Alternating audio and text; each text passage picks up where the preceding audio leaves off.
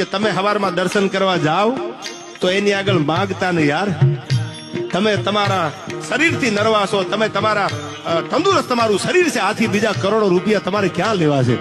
તમારી આગળ 5000 કરોડ હોત અને તમારી કિડની ડેમેજ હોત તો, અરે તમારી આગળ 10,000 કરોડ હોત, તમારું લીવર ડેમેજ હોત તો, મંદિરમાં જઈને ભિખારી વેડા કરતા નહીં, એનો આભાર માનજો કે અમને આ દુનિયા દેખાડી છે યાર.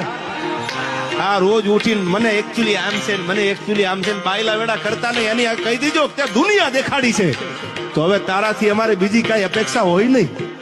તમારી આગળ 50,000 કરોડ હોત કદાચ, અને તમારા આંખું ન હોત, તમે દુનિયા નો જોતા હોત તો, કોક દી તમારા શરીર ઉપર નજર કરી અને ભગવાનનો મંદિરમાં આભાર માનજો યાર.